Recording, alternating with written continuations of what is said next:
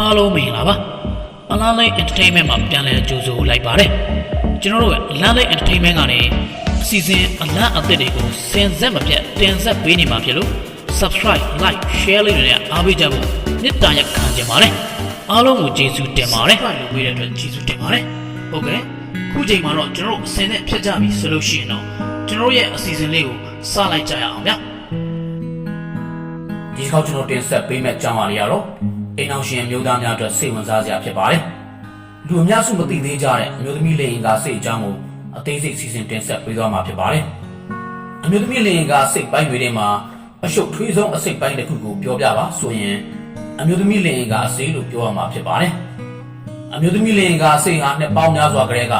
လူအများလွဲမှားစွာနားလည်ထားကြတဲ့အင်္ဂါစိတ်ပိုင်းတစ်ခုလည်းဖြစ်ပါတယ်။နို့တိုက်တဝါအမတဝါတွေအားလုံ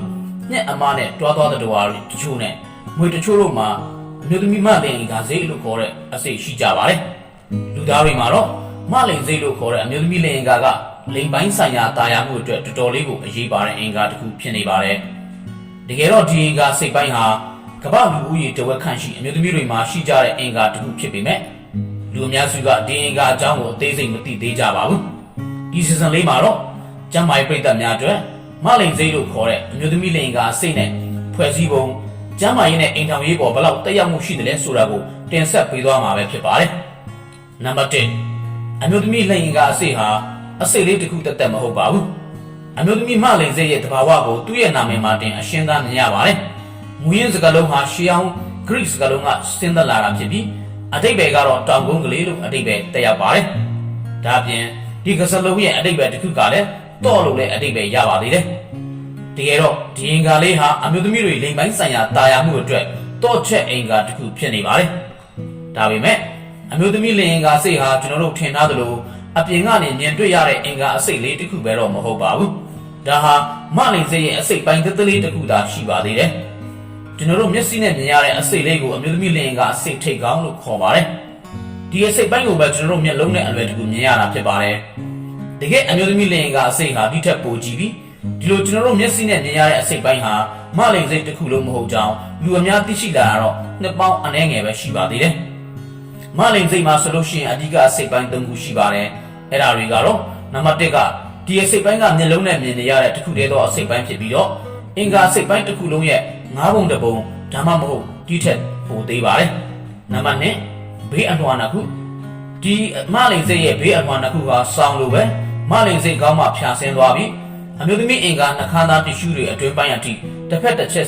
်စီစဉ်သွားပါတယ်။နံပါတ်3မွေးလန်းကြောင့်ဝင်ပေါက်ဘိန်းနာကအဖုလေးနှစ်ခုမွေးလန်းကြောင့်အဝင်ပေါက်ဘိန်းနာနှစ်ဖက်တစ်ချက်မှာတည်ရှိနေတဲ့အဖုနှစ်ခုဟာအမျိုးသမီးမလိန်စိတ်ရဲ့အတွင်းပိုင်းအင်္ဂါစိတ်ပိုင်းတွေဖြစ်ကြပြီးတော့အမျိုးသမီးအင်္ဂါနမိတ်ဝါကကြည့်ရင်တော့မြင်ရမှာမဟုတ်ပါဘူး။ဒီအဖုနှစ်ခုဟာအမျိုးသမီးအင်္ဂါနှခမ်းသားရဲ့နောက်မှာရှိကစီလန်းကြောင့်မွေးလန်းကြောင့်တို့ကိုဘေးကဖြတ်သွားတာဖြစ်ပါတယ်။ဒီအဖုနှစ်ခုနဲ့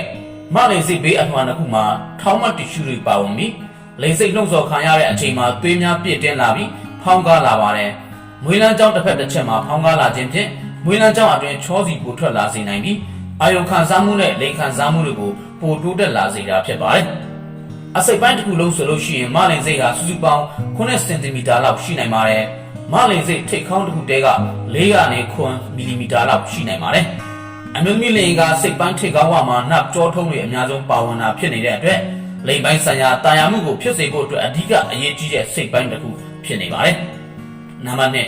လိင်ပိုင်းဆိုင်ရာခံစားချက်အတွက်အဓိကကြဆုံးနေရာစိတ်ပိုင်းတစ်ခုဖြစ်ပါတယ်။အာယုံခံနိုင်စွမ်းမြင့်မားတာကြောင့်အမျိုးသမီးလိင်ကစိတ်ပိုင်းဟာအမျိုးသမီးလိင်ခံစားမှုအထွတ်ထိပ်ရောက်ခြင်းမှာအဓိကကြားတဲ့နေရာတစ်ခုဖြစ်ပါတယ်။အမျိုးသမီးမလိင်စိတ်ရဲ့ထိတ်ကောင်းမှာနှပ်ကြောထုံး8000ခန့်ပါဝင်တဲ့အတွက်အာယုံခံစားမှုအမြင့်မားဆုံးစိတ်ပိုင်းဖြစ်ပါတယ်။ဒီနပ်ကြောပမာဏဟာအမျိုးသားလိင်တန်းမှာပေါင်နဲ့နပ်ကြောထုံးပမာဏရဲ့2ဆခန့်ရှိနေပါတယ်။အပြာကားတွေကြောင့်လူအများကအမျိုးသမီးလိင်ခံစားမှုအထွတ်ထိပ်ရောက်ခြင်းဟာလိင်ကထိုးသွင်းဆက်ဆံခြင်းမှသာရတာဖြစ်တယ်လို့မှားယွင်းစွာသိထားကြပါတယ်။ဒါပေမဲ့သိပ္ပံပညာအရတော့ဒီလိုမဟုတ်ပါဘူး။အမျိုးသမီးတော်တော်များများဟာအမျိုးသမီးလိင်ကအစိတ်ကိုလှုံ့ဆော်မှသာလိင်ဆက်ဆံခြင်းခံစားချက်အထွတ်ထိပ်ရောက်တတ်လိမ့်ရှိပါတယ်။လိလာသူတွေကဆိုထားတာဖြစ်ပါတယ်။ဒါကြောင့်အမျိုးသမီးလိင်ကအစိတ်အမျိုးသမီးတွေလိင်ဆက်ဆံခြင်းအထွတ်ထိပ်ရောက်ဖို့အတွက်အဓိကအကျဆုံးနေရာတစ်ခုလို့ပြောရမှာဖြစ်ပါတယ်။ဒါအပြင်အမျိုးသမီးတွေရဲ့မွေးလန်းကြောင်းဟာစိတ်ပညာအဓိပ္ပာယ်ဖွင့်ဆိုချက်အရအမျိုးသမီးအင်္ဂါနမိတ်ဝါနဲ့ တေင်ကောင်းကိုဆက်သွယ်ပေးထားတဲ့မျိုးပွားအင်္ဂါပြုံချောင်းတစ်ခုသာဖြစ်ပြီး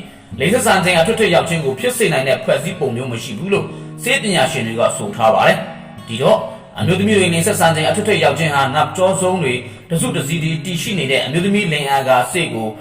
လှုပ်ဆော်မှုကြောင့်သာရတာဖြစ်ပါတယ်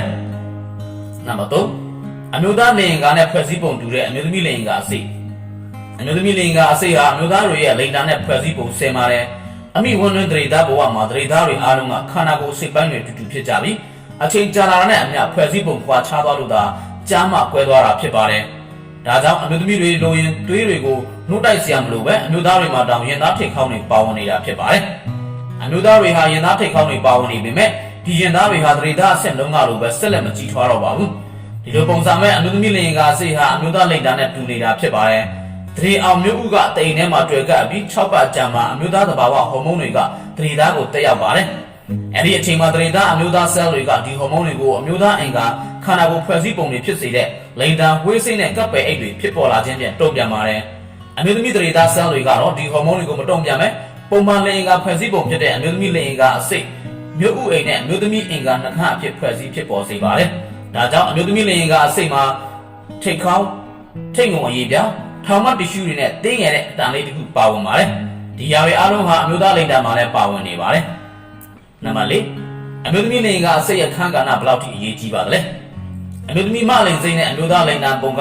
စံချင်းတူတဲ့ဆိုပေမဲ့အမျိုးသားလိင်တန်မှာကလိင်ပိုင်းဆိုင်ရာခံစားမှုမျိုးပွားမှုဆိုင်ရာလှုပ်ဆောင်ချက်တွေနဲ့စီးထုတ်ခြင်းကိုပါဝင်လှုပ်ဆောင်နိုင်ပေမဲ့အမျိုးသမီးလိင်ကအစိတ်မှာတော့လှုပ်ဆောင်ချက်တစ်ခုတည်းရှိပါတယ်။အဲ့ဒါကတော့လိင်ပိုင်းဆိုင်ရာခံစားမှုကိုလှုံ့ဆော်ခြင်းပဲဖြစ်ပါတယ်။ဒါခန္ဓာကိုယ်ဖွဲ့စည်းပုံရဲ့လက်ဆောင်တစ်ခုလို့လည်းစေပညာရှင်တွေကခေါ်ဆိုကြပါတယ်။ဘာကြောင့်လဲဆိုတော့အမျိုးသားတွေလိင်ပိုင်းဆိုင်ရာခံစားချက်အထွတ်အထိပ်ရောက်သွားပြီဆိုရင်တုတ်ထွက်ခြင်းဖြစ်ပေါ်ပါတယ်။တုတ်ထွက်ခြင်းဟာမျိုးပွားခြင်းအတွက်အရန်အရေးပါတယ်လှုပ်ဆောင်ချက်တစ်ခုပါ။အမျိုးသမီးတွေမှာကြတော့မျိုးဥကြွေခြင်းဟာလိင်ဆက်ဆံခြင်းနဲ့မဆိုင်ပဲသူ့ဘာသာအမိကိုကင်းစွာနဲ့လှုပ်ဆောင်နေတဲ့လှုပ်ဆောင်ချက်တစ်ခုဖြစ်တာကြောင့်စေပညာရှင်တွေကတော့လိင်ဆက်ဆံခြင်းအထွတ်အထိပ်ရောက်ခြင်းဟာမျိုးပွားခြင်းနဲ့မဆိုင်ပဲခံစားချက်ကောင်းစေရန်အတွက်ဖြစ်တယ်လို့သတ်မှတ်ထားကြပါတယ်။နံပါတ်5လူများစုမသိကြသေးတဲ့အမျိုးသမီးလိင်ကအစိတ်အကြောင်းခင်မီတိုးတက်တဲ့အနောက်နိုင်ငံတွေမှာတော့အမျိုးသမီးလိင်ကအစိတ်အကြောင်းကို2009ခုနှစ်မှတေချာလေ့လာပြီးတိတိကျကျထုတ်ဖော်ခဲ့ကြတာဖြစ်ပါတယ်။ဘာကြောင့်လဲဆိုတော့အမျိုးသမီးလိင်ကအစိတ်ရဲ့ဒီခုတည်းသောလှုပ်ဆောင်ချက်ဟာလိင်ပိုင်းဆိုင်ရာခံစားချက်အတွက်သာဖြစ်တဲ့အတွက်မိဘများနဲ့ကျွမ်းကျင်သူစေပညာရှင်များကပါအမျိုးသမီးလိင်ကအစိတ်အကြောင်းကိုထုတ်ဖော်မပြောကြပါဘူး။ဒီလိုအမျိုးသမီးတွေရဲ့လိင်ပိုင်းဆိုင်ရာခံစားချက်အကြောင်းလေးလူရှုထားခြင်းကအမျိုးသမီးတွေရဲ့လိင်ပိုင်းဆိုင်ရာကျန်းမာရေးနဲ့လိင်ပိုင်းဆိုင်ရာဘဝတွေကိုပါထိခိုက်စေနိုင်ပါတယ်။ဒါကြောင့်အမျိုးသမီးလိင်ကအစိတ်အကြောင်းတည်တည်ချာနားလည်ထားမယ်ဆိုရင်တော့အမျိုးသမီးတွေသူတို့ရဲ့လိင်ပိုင်းဆိုင်ရာတာယာမှုအကြောင်းပုံမသိရှိလာစေနိုင်ပြီးတော့တာယာတဲ့ဘဝတစ်ခုကိုပါပိုင်ဆိုင်လာစေနိုင်မှာဖြစ်ပါတယ်။အားလုံးကိုကျေးဇူးတင်ပါတယ်။